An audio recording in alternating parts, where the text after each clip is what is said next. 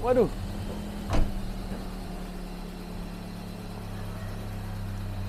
Waduh. Ya, wes. Waduh. Ini udah merumpul parah ini, Pak. Tuh, buat tapi dia. Oke, kita matikan saja. Kita matikan aja daripada makin parah, ya toh. Piston ini dia berhenti semua, aman. Tapi kalau 4 piston ini stopnya salah satu, macetnya satu, ya nggak aman itu, Pak.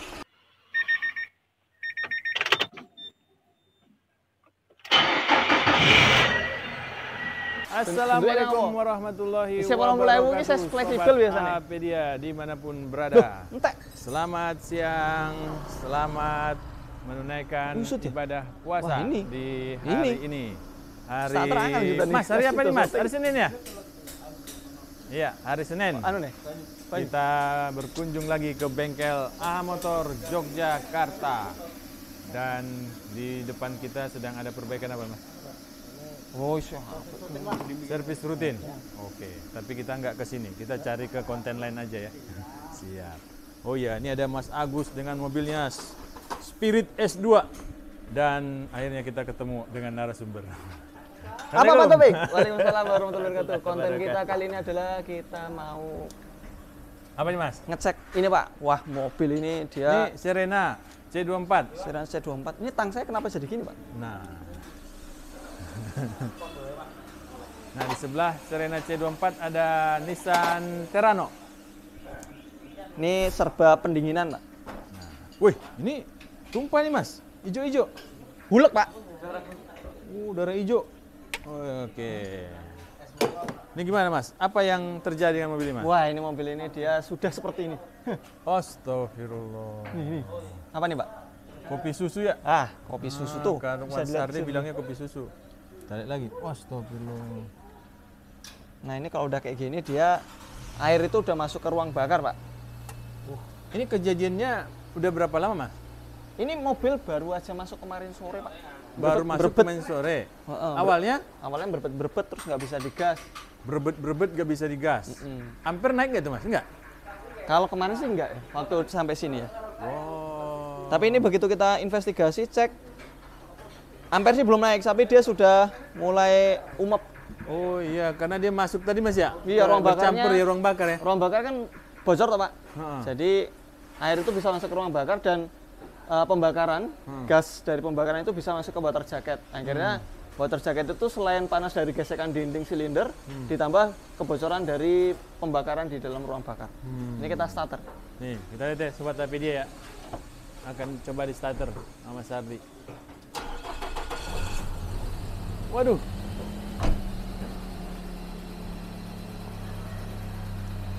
Waduh. Ya, wes. Ini udah merumpul parah ini, Pak. Tuh, Sobat Apedia. Ngeri kan? Jadi dia karena kemarin kita sempat bincang-bincang ya, Pak. Wah, ini pas ada ini nih. Pas ada blok silinder yang kebuka nih. Wah, Sobat Apedia. Mudah-mudahan mobil Sobat Apedia tidak seperti ini ya. Dan coba kita cari tahu bagaimana agar kendaraan kita juga tidak mengalami nasib yang sama. Apa aja yang harus kita waspadai? Ya, Mas, ini dia terus bergejolak. Itu gara-gara mesinnya berputar atau gimana? Iya, selama mesin itu berputar terus melakukan sistem kompresi dan juga pembakaran di ruang bakarnya, itu dia akan terjadi ya namanya apa itu namanya gejolak, Pak. Tekanan ya, gejolak hati. Hati. Gitu, Pak. Ini di depannya udah ada blok mesin, Pak. Nah, wah, ini. seru ini kita akan. Mas, ini kita nggak matikan aja Mas nih? Matikan aja, Pak. Matikan aja ya? Ini. Ini sebenarnya saya mau nunggu temperaturnya sampai oke. panas. Lanjut Mas, lanjut. Ini tapi udah menyeramkan tapi udah lah. Iya, menyeramkan ya. Kasihan dia. Tuh. Sobat Apedia. Mas Hardi masih menunggu sedikit ampernya naik nggak nih? Ini temperatur. Tapi dari sini kita lihat dari jauh ya. Dia lagi sakit, Sobat. Sakit dia deh. Lihat tuh. Airnya tadi penuh loh. sekarang habis airnya. Mas, itu airnya kemana perginya, Mas? Airnya kemana perginya nih? Ruang bakar. Astagfirullah. Airnya ke ini Pak, ruang bakar biasanya. Ruang Ikut bakar? terbakar. Ini saya baca temperatur dulu bentar. Nah, berarti kalau sebanyak itu bisa habis, bisa ini dong. Apa namanya itu? Water hammer ya? Bisa. Oh. Itu tapi kenapa kita buka biar nggak water hammer, Pak? Oh gitu. Kan kalau ditutup tekanannya di radiator Oh besar. iya benar ya. Ah. Nih, coba tapi dia. Itu. Kipasnya belum hidup gara-gara itu ya? Ampernya belum tercapai, Mas ya? Belum, Pak. Ini saya lagi ngecek nyari temperaturnya ini. Tuh, coba tapi dia. Mengerikan kan? Oh, ini dia temperaturnya 98 derajat. 98, Mas. 99 sekarang. Kamu mau lihat di sini, Pak? Ini harusnya motor fan udah hidup harusnya. Tapi nggak hidup dia. Ini motor fan belum hidup. Nah, ini kita harus investigasi penyebabnya dia nyala. Itu paling bawah ini temperatur. 99. Nah, 99. Ntar lagi mateng dong, Mas. Oh iya, Pak. Itu kan kelihatan udah mendidih, Pak. Nah, kita ke depan ya. Ayo. Depan, itu udah mendidih parah itu. Pak, kopinya Pak, jangan lupa, Pak. Wow, makin parah, Mas. Oke, kita matikan saja. Kita matikan aja daripada makin parah, ya toh. Ini dia motor fan-nya nggak mau hidup. Harusnya dia hidup. Harusnya berapa derajat, Mas? 97 udah hidup. 97 hidup. Ini dia belum. Saya coba isi ya. Menyeramkan, sobat tapi dia. Tapi ini alhamdulillah terjadinya di bengkel ya, Mas ya? Ya, sebelumnya di luar bengkel udah terjadi, Pak. Kemungkinan sudah besar. sampai ini juga? Kan air udah masuk ke dalam ini, oli. Oh iya, betul ya. Biarpun dia baru berebet ya? Yang berbet itu karena ada air yang masuk ya? Nah, ini kita ke sini, Pak. Nah, ini adalah water jacket, Pak. Bentar, Mas, kita harus dari sini kelihatannya. Oke. Oke. Nah, ini blok yang sudah kita bersihkan. Ini kasus yang sama, mirip-mirip dengan mobil ini. Dia mengalami overheat tadinya. Jadi, setelah mengalami overheat, dicek olinya udah campur sama air untuk kasus mesin ini. Ini terjadi di mesin ini. Nah, terjadi di mesin ini itu penyebabnya kemungkinan besar kalau yang ini karena motor fan-nya nggak muter ya. Ini tadi kita pantau sampai 99 derajat, itu motor fan tidak muter, teman-teman. Ya, jadi kalau untuk ini selain motor fan kita akan cek relay, jalur, kemudian nanti akan coba kita tes satu persatu untuk motornya ya sama jalurnya. Nah, kita ke mekanikalnya dulu, Pak. Oke, Mas, tadi sebelum ke sana, karena Mas tadi bercerita tentang motor fan. Ya, akibat motor fan tidak hidup sampai mobil jadi seperti ini. Motor fan nggak hidup sampai dengan seperti ini. Sebenarnya tadi mau saya trial, Pak. Cuman karena kondisinya udah meluap-luap ya. Itu biasanya itu nggak nyampe 2 menit dari 99 derajat tergantung RPM mesin. Semakin tinggi RPM mesin, dia semakin cepat. Misalnya kayak gini, kasus kayak gini, ketemu di jalan nanjak.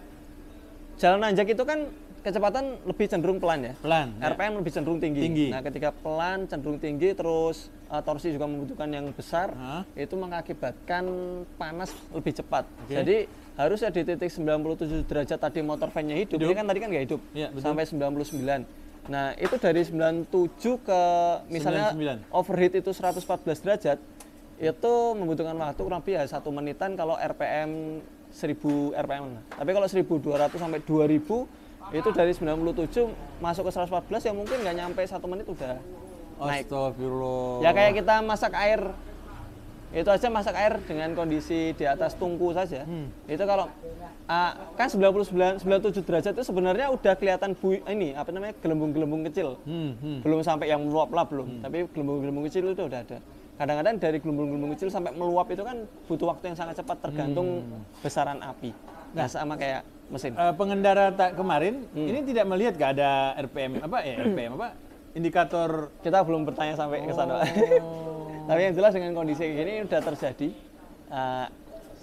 Sebabnya itu adalah kita belum tahu kenapa. Tapi akibat dari itu mesin udah pasti bercampur dengan air. Itu diakibatkan ruang oli udah bercampur sama air. Itu pasti diakibatkan karena overheat yang berkesinambungan. Jadi sekali, 2 kali, 3 kali, 4 kali dan seterusnya itu mengakibatkan pemuian silinder head. Jadi kalau hanya 1 kali masih belum tentu bisa seperti ini langsung. Tergantung, Pak. Oh, tergantung. Tergantung kayak gitu. Jadi overheat itu kan bisa sebelum, kan dulu kita pernah cerita ya, bisa sebelum temperatur itu naik, tapi kalau di dalam area water jacket ini ada gelembung udara ya, udara. Itu mengakibatkan pemuaian yang nggak merata. Nah, akibat dari hampir overheat itu tadi, itu dia sudah berakibat pada kelengkungan blok dan juga silinder. Apalagi mesin-mesin yang menggunakan aluminium. Ini didesain memang ringan, cepat, tapi memiliki efek samping pemuaiannya sangat cepat, ngoletnya itu cepat. Nah, kayak gitu. Baik. Nah, yang terjadi di mobil ini Pak Taufik, ini adalah water jacket. Ya. Nah, water jacket ini adalah ruang bakar. Ruang bakar atau ruang piston ya. Ketika piston dia melakukan pergerakan, maka dia akan melakukan usaha, langkah dan juga kompresi dan juga buang. Nah, di sini Pak Taufik, ini apabila dia terjadi naik turunnya piston, maka terjadi hisap dan juga kompresi. Hisap dan kompresi ini nggak boleh bocor sebenarnya, karena makanya di sini harus rata antara silinder ini sampai ke sini, ini harus rata. Kemudian di sisi luar juga harus rata. Jangan sampai air keluar ke luar mesin. Tapi jarang keluar mesin. Karena apa? Karena yang paling sering adalah dia masuk ke dalam. Masuk ke dalam ya. Masuk ke dalam dikarenakan sisi bagian dalam ini panas. Cenderung lebih panas. Di sini itu panas. Nah, ketika di sini panas, di sini dingin. Kemudian di sini apalagi dia ada gelembung-gelembung udara, itu dia mengakibatkan pemuaian nggak meratanya. Kalau dia muainya nggak merata, dia akan nggak rata, melengkung juga ininya, aluminiumnya. Nah, untuk yang kasus ini udah kita slab. Ini adalah batasan slabnya, Pak. Selama ini dia masih ada, ini masih aman untuk dilakukan slab. Ya gitu. Karena ini nanti bisa berpengaruh terhadap jarak antara permukaan dengan topnya piston. Jangan sampai topnya piston lebih tinggi daripada permukaannya. Kejeduk ya. Iya, kejeduk. Ya kayak gitu. Nah, ini apabila dia sudah melengkung, maka kompresi ini tadi yang harusnya dia keluar hanya melalui katup atau valve ya, itu dia keluar melalui water jacket. Akhirnya yang terjadi kalau di sini ada tekanan udara dari dalam ruang kompresi mesin atau piston atau ruang bakar, itu dia mengakibatkan peluapan di area water jacket dan dia akan keluar masuk ke dalam radiatornya, Pak. Oke.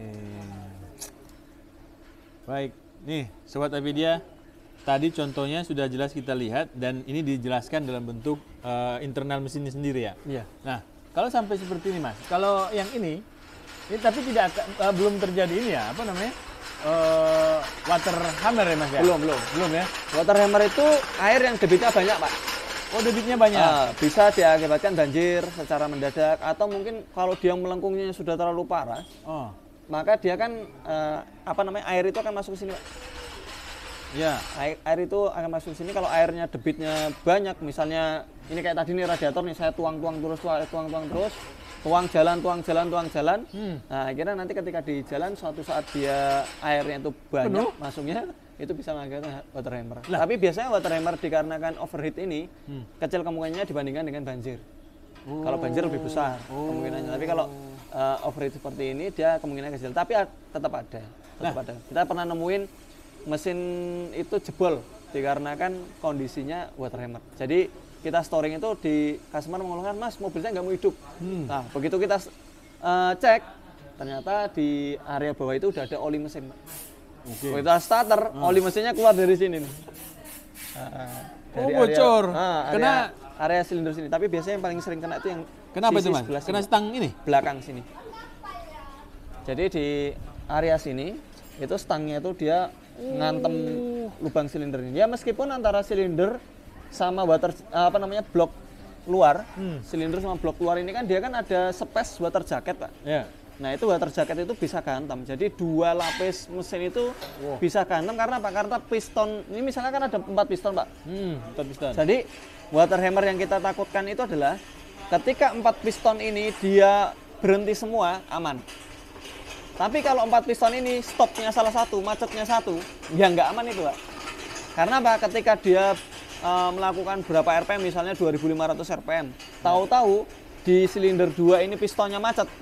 Ketika dia pistonnya ini macet, crankshaft kan masih muter, Pak. Masih muter ya? Masih muter. Akhirnya ketika crankshaft ini macet, sementara yang lainnya masih melakukan kompresi dan juga daya ini setelah kompresi itu tadi, itu mengakibatkan yang macet ini tadi crankshaftnya tetap muter, tapi pistonnya macet.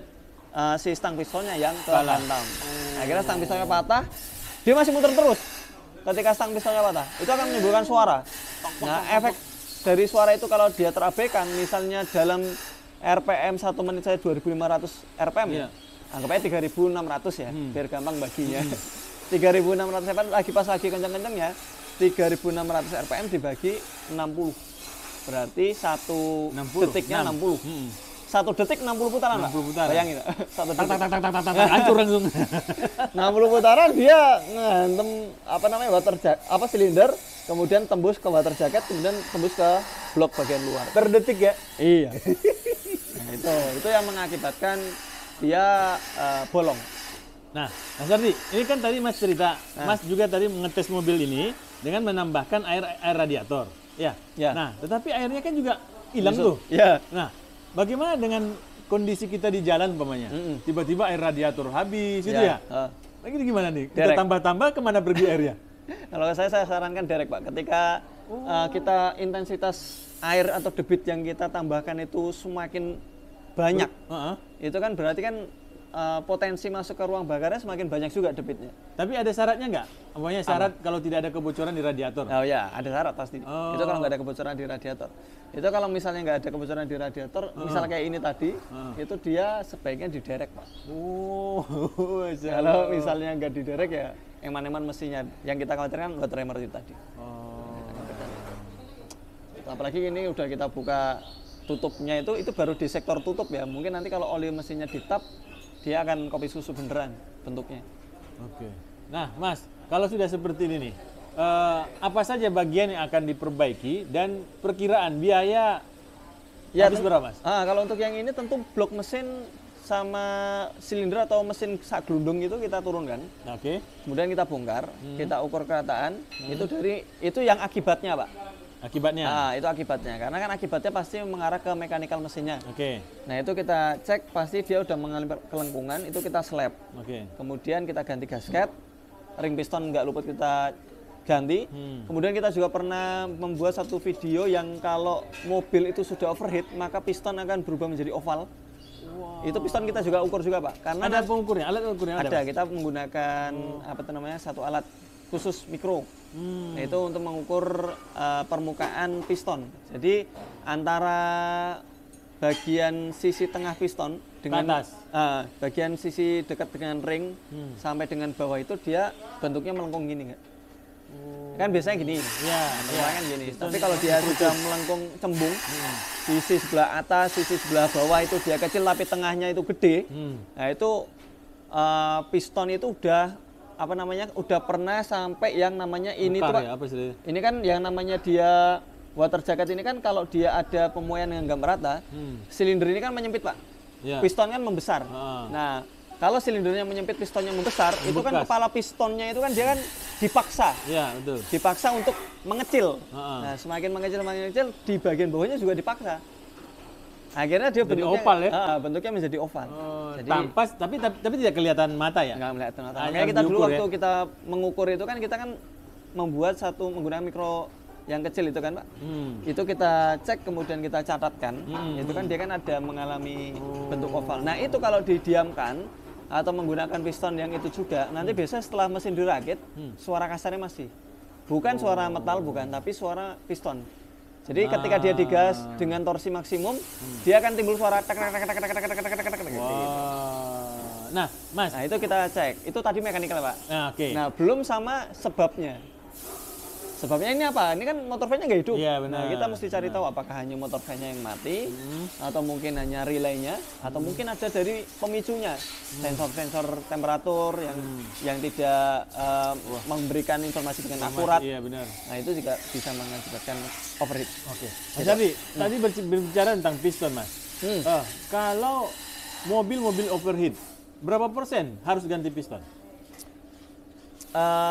Ya rata-rata 30%-an lah ya. 30%. Kecil. Tapi kalau overheat yang berkesinambungan, selalu overheat diabaikan. mungkin pemilik bilang apa sih, bilang wah temperaturnya naik. Itu kalau setiap kali temperaturnya saya tambahkan air radiator, Mas. Ya. Oh. Nah, itu kalau misalnya itu kan selama dia mesin masih hidup, mesin masih bisa jalan, Pak. Oke. Ya toh? Ya selama itu dia tidak memiliki edukasi tentang bahayanya overheat, maka mobil kayak gini aja masih bisa jalan sampai ke bengkel. Ya kan? Kondisinya padahal udah meluap-luap, kemudian oli sudah bercampur dengan air, nah itu masih bisa jalan. Nah, itu kalau misalnya dibiarkan itu terus terjadi, ya itu 80% udah pasti ganti apa namanya piston. Waduh. Kayak gitu. Yang Itu, tadinya biayanya bisa minim jadi bertambah ya? Iya, bertambah. Itu biasanya kalau kita ganti piston itu yang pertama kita lakukan, kita mobil-mobil mesin yang beberapa mesin kan ada yang ya kayak gini nih, Pak. Mesin-mesin QR itu kan ada jalur tengah ini. Yeah. Ini mungkin untuk nyebrang air ya. Jadi supaya bagian sini tuh mendapatkan dingin. Tapi ini memiliki kelemahan. Mungkin kelebihannya adalah dia lebih dingin di sisi sebelah sini. Jadi piston itu untuk potensi yang saya bilang oval itu kecil. Tapi kalau dia sampai terjadi piston itu oval dan kita harus melakukan oversize, ini resiko besar. Karena kalau dia sudah ada kayak gini, Pak, ini kita buat oversize. Ini kan kalau oversize itu lubang ini dilakukan, dibesarkan. Kalau dibesarkan ini semakin tipis. Iya betul. Kalau ini semakin tipis, potensi pemuaiannya akan semakin besar. Potensi ngoletnya, ya. Ini kan panas, ini ada air lewat. Nah, ini kan potensi ngoletnya semakin besar. Jadi kalau untuk yang mobil-mobil kayak gini, kita nggak langsung melakukan oversize. Tapi yang kita lakukan adalah teliti dulu apakah silindernya ini masih bisa dipakai. Misalnya kayak dilakukan penghalusan pada sisi silinder, kemudian kita ukur kalau dia masih masuk speknya, kita ya ganti piston dengan piston ini standar, piston standar. Yang penting dia tidak melengkung. Maksudnya piston standar yang penting nggak melengkung, copotannya. Oh, iya, copotan. Kita pakai copotan, misalnya kan mobil-mobil ex Singapura banyak ya. Banyak ya. Nah, gitu kita belikan dalamannya. Itu menekan harga lah ya. Menekan harga. Karena ya kasihan juga kalau misalnya mobil harus ganti piston baru, ya piston baru kan sekarang bunyi, Pak. Maksudnya piston baru, satu piston itu bisa kisarannya ya antara 800 sampai 1 jutaan. Satu piston. Kalau 4 piston kan 4 juta. 4 juta. Kalau beli copotan mungkin dia harga 2 juta saja udah dapat sama stang pistonnya. Oh, 2 juta sama stang piston ya? Iya. Jadi kita selain memberikan kualitas yang terbaik, kita juga ngasih harga yang terbaik. Baik. Ini udah 22 menit, Mas. Iya, nah, sebelum kita tutup, apa sih tips terbaik buat Sobat Apedia yang mengalami kasus seperti ini di jalan? Oke. Sebelum kita menghadapi seperti ini, kita sebaiknya berhati-hati, waspada, Pak. Sedia payung sebelum hujan. Ya, jangan sampai kita udah hujan baru nyari payungan. Jadi ketika mobil ini kita pakai, sebelum kita pakai, ya nggak ada salahnya kita ngecek oli mesin, air radiator, kipas radiator. Jadi cara ngecek kipas radiator itu mungkin beberapa mobil ada yang dilengkapi dengan sistem kayak di Nissan ya, aktif tes IPDMR. Nah, itu kita bisa menekan switch pintu 10 kali. Ketika on, kemudian off kan, kemudian di on kan lagi. Tapi kalau untuk mobil-mobil yang nggak menggunakan IPDMR aktif tes, teman-teman bisa melakukan aktif tesnya motor fan itu dengan menghidupkan AC. Hidupkan mesin di pagi hari, kemudian hidupkan AC seketika. Kalau AC dihidupkan seketika motor fan-nya hidup, itu motor fan dalam kondisi bagus. Paling enggak itu aja. Sejauh itu aja. Kalau untuk yang kayak suhu itu kan harus nunggu sampai di atas 90 derajat dia motor fan baru hidup. Kecuali kalau yang viscofan lah ya, kita tutup mata. Tapi viscofan pun sendiri nanti akan kita sebutkan ada kelemahannya, Pak. Oke, baik. Nah, Mas, sebelum ini yang terakhir nih, Mas. Nah, bila kejadiannya memang pas sudah sedang berkendara, yang sebelumnya udah kita cek normal-normal aja semua. Ketika sudah berkendara kemudian hal tersebut terjadi, misalnya temperatur langsung hidup, kan beberapa temperatur kan ada yang analog. Analog itu kan digital. Ada yang analog itu dia jarum. Ketika jarum 1/4 terakhir, matikan mesin. Ketika analog dia sudah masuk naik ke atas, kemudian juga 1/4 terakhir, matikan mesin. Ketika ada yang mobil tidak memiliki temperatur, indikator temperatur, itu kan tahu-tahu dia nyala warna merah. Nah, itu segera matikan mesin. Setelah mesin dimatikan, buka kam mesin.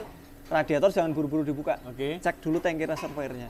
Ketika reservoir itu tadi dicek, airnya berkurang, maka kita isi di reservoirnya, tunggu sampai mesin dingin. Jangan buru-buru nyalain dulu. Oke. Mesin dingin itu ya mungkin antara setengah jam sampai 1 jam itu udah dingin. 1 jam ya. Ya dinginnya itu dalam artian di bawah 90 atau di bawah 85 derajat lah. Itu udah bisa kita buka.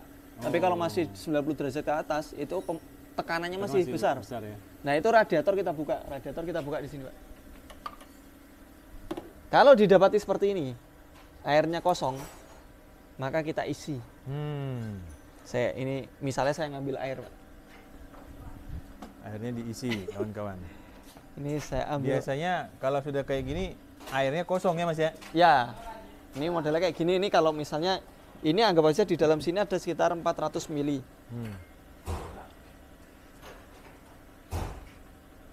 Lumayan banyak ini. Tuh. Banyak, Pak. Dia larinya akan ke sana. Wah, masuk ke sana semua, Pak. Hampir 500. Ya, anggap aja ini penuh. Oke, penuh lah. Nah, ketika ini penuh, maka kita bisa melakukan tutup langsung.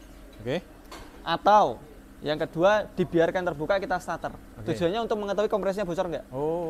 Kalau dia misalnya kompresinya bocor, di starter, kemudian di airnya muncrat, lompat, jurat, nah kayak gitu. Tapi menjauh dari radiatornya. Oke.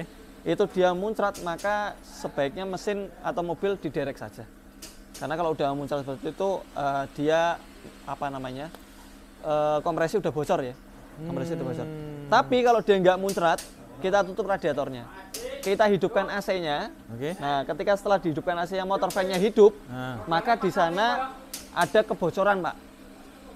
Air itu habis, itu ada kebocoran. Bisa di radiatornya, bisa di heater AC, bisa di selang-selang atau pipa-pipa. Nah, itu kita cekin.